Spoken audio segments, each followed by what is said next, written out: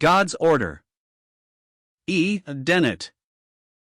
Christian Friend, Volume 9, 1882, page 225.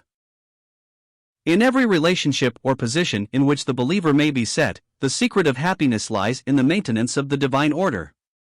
Whether in the family, the household, or the church, if there be failure to uphold God's order, or if there be the substitution of that which is of man, for the sake of convenience and expediency, confusion and discord must be the inevitable result.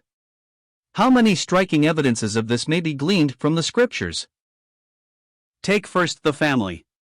The value God Himself sets upon subjection to His order is seen in that familiar passage in which He commends Abraham on the ground that He will command His children and His household after him, and they shall keep the way of the Lord, to do justice and judgment, etc. Genesis 18 verse 19. In the epistles of Ephesians and Colossians also what care is taken to enjoin on every member of the Christian household the fulfillment of their several relative responsibilities. Children and servants, as well as parents and masters, husbands and wives, are directed as to the duties of their respective positions. On the other hand, what sad examples of parental misrule and of filial disobedience are preserved in the Scriptures for our admonition and warning. The happiness of the families of Eli, Samuel, David, and many others, was wrecked simply because the parents in these cases did not establish and uphold the divine governmental order. And not only was it the case that the happiness of the family was destroyed, but the sin, whether of parental failure, or of the children's disobedience, brought with it the divine judgment. Read, for example, 1 Samuel 3 verses 11 to 14.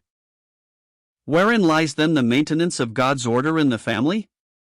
The answer to this question is found in both Ephesians and Colossians.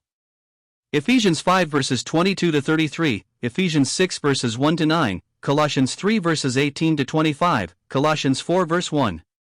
The husband is the head, and as such has to act as God's viceregent, to govern not according to his, but according to the divine will. The authority put into his hands is from the Lord, and it is his to wield for him, and it cannot therefore be delegated to another. The wife is in subjection to her husband, even as the church is subject to Christ, the husband on his part having to love his wife even as Christ loved the church, and gave himself for it. The responsibility of children is to obey their parents in the Lord. Their obedience is to be absolute, qualified only by the condition in the Lord. Servants have likewise to obey their masters, parents and masters having on their side their respective obligations. With these instructions before us, it is easy to perceive that if the wife govern instead of the husband, or if the children are permitted to have their own way, to please themselves instead of living in subjection, or if, again, servants are allowed to govern the household, it could not be productive either of blessing, harmony, or happiness. No, the pathway of blessing is the pathway of obedience in the several spheres we are called upon to fill. And when this is acknowledged by the various members of a family, that household becomes a testimony for God in a scene where all have departed from Him, a bright circle of light in the midst of surrounding darkness, and an anticipation of millennial blessing when the Lord's authority shall be acknowledged throughout the whole world. It should not be forgotten that a large part of our lives is spent in our homes, and that the household therefore is the chief scene of our testimony. In the incessant questioning as to what is the testimony, it might be well to remember that one part of it should certainly be the expression of Christ in the household, Christ in all the various relationships of the household. To me to live is Christ. This is the testimony indeed, whether at home, in the church, or the world. If now the maintenance of the divine order be of all importance in the family, it certainly is not less so in divine things in the church. This is everywhere insisted upon, and there are several departments, so to speak, concerning which special warning or instruction is vouchsafed, viz., worship, teaching, and government. We have more than one remarkable instance of the consequences of the neglect of God's order in worship. After David was established in Jerusalem as king over both Judah and Israel, he desired to bring again the ark of our God to us, for, said he, we inquired not at it in the days of Saul. 1 Chronicles 13 verse 3. The desire was right, the offspring of true piety, one that proceeded from God Himself. But even the desires that are produced by the Spirit of God in us must be expressed in divine channels, in obedience to the Word. David had not as yet learnt this lesson, and he made his own arrangements for the transport of the ark to Mount Zion. A new cart was provided, trusted men were to attend it, and all Israel went up to Kirjathjearim to bring up thence the ark of God the Lord, that dwelleth between the cherubims, whose name is called on it. It was an occasion of great joy, and as David and all Israel played before God with all their might, and with singing, and with harps, and with psalteries, and with timbrels, and with cymbals, and with trumpets, they little anticipated that the bright sunshine of their joy was so soon to be darkened by the judgment of God. To bring the ark to Mount Zion was a laudable thing, but if brought, it must be brought in God's way. He had given special directions in His Word as to how the ark was to be transported. Number 4, but David and his people were acting as if these instructions had never been written, and indeed were in distinct transgression. The consequence was that God came in and judged them, for when Uzzah put forth his hand to hold the ark, which none but the priests or Levites were ever to touch, the anger of the Lord was kindled against Uzzah, and he smote him, because he put his hand to the ark, and there he died before God. The lesson was not lost upon the king, for though he was displeased at the time, he confessed afterwards, when he commanded the Levites to sanctify themselves, to bring up the ark, the Lord our God made a breach upon us, for that we sought him not after the due order. 1 Chronicles 15 verse 12. Other examples might easily be collected, such as Nadab and Abihu offering their strange fire, Korah, Dathan, and Abiram intruding themselves into the priesthood, and King Uzziah offering incense, etc., but this will suffice to show that God is not indifferent to the maintenance of His order in everything connected with His worship. It is a lesson we may well lay to heart, and one which should furnish us with ground for much searching of heart in regard to the Church of God, for we cannot be too often reminded that we must not go up by steps unto God's altar. Nothing must be adopted for expediency, convenience, or adornment in His worship. The true worshippers must worship Him in spirit and in truth. This is the only due order of this dispensation. God's order in teaching is no less distinctly indicated.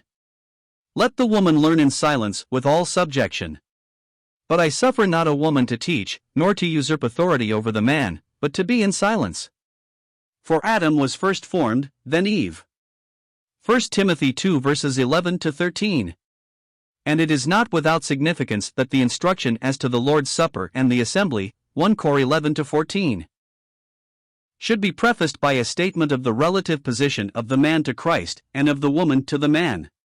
There are many great and blessed fields of service inviting the activity of Christian women, fields that none but they can occupy, and in which there is abundant room for their utmost devotedness to the glory of their Lord, but there is an absolute prohibition to their assumption of teaching. The charge the Lord brought against the angel of the church of Thyatira is, Thou sufferest that woman, or thy wife, Jezebel, which calleth herself a prophetess, to teach and to seduce my servant. In any such case it is a violation of God's order, and indeed the vessel is not adapted to the work. In her own sphere, and in such services as are suited, the woman is unrivaled. Her lively and absorbing affections, the quickness of her spiritual instincts, and, we may add, her spiritual discernment and tact, mark her out for labors for which the man has but slender, if any, qualifications. But should she be tempted to forsake her own sphere, and to take up, in disregard of the Scripture, the responsibility of teaching, confusion of truth, if not positive errors in doctrine and practice, will soon be the speedy result. The daughter of Philip, who prophesied before either the Gospels or Epistles were written, and, as it would seem, in their father's house, are no example now to Christian women, except in so far as they show that in the privacy of home the Lord may often use the woman as the channel for the communication of His mind to the family. In government likewise there is to be the most careful adherence to God's order. Thus in the epistles of Paul to Timothy and Titus we have the most minute details given of the qualifications of those who may take the place of rule, elders or bishop, or that of a special service, deacons. And if there is no apostolic power now present to appoint either the one or the other, the more careful we ought to be to insist on the possession of the qualifications. Believers themselves, as well as those who have the lead in the assembly, should have more conscience on this subject in their united desire that the authority of the Lord alone should be maintained as expressed in His Word. Even in apostolic days self-will found expression, as, for example, in the case of Diotrephes. He was one who sought to govern according to his own will, instead of according to the Word of God. Hence he would even shut out an apostle from the saints, looking upon them as his property, instead of the Lord's. But if the Lord sent any of his servants, it was a solemn thing for Diotrephes to exclude them, and even those who would receive them, on the ground of his own feeling or inclinations, and hence the solemn condemnation pronounced upon him by the Apostle. 3 John. In the Old Testament there are two remarkable cases of abuse of government. Both Eli's sons and the sons of Samuel seem to have used their place for their own ends, and to corrupt the people. To speak more exactly, they derived their influence from their relationship to Eli and to Samuel. The priesthood was hereditary, the judgeship not, but Eli's fault was that he abandoned his authority to his sons, and did not restrain them when they made themselves vile. 1 Samuel 3 verse 13. And how often is it the case that relatives are allowed to usurp the place and authority of the one with whom they are connected, and who himself may rightly occupy a position of rule? For him to act would be according to God, but he cannot delegate his responsibility, and if his relatives act in his place, it must not only violate God's order, but it will also, as a consequence, introduce confusion and disorder. Our readers can pursue the subject for themselves, and the more they investigate it, the more they will be convinced that the Lord's honor and our blessing are intimately bound up with the maintenance in every way, both in the family and in the church, of God's order. Ed.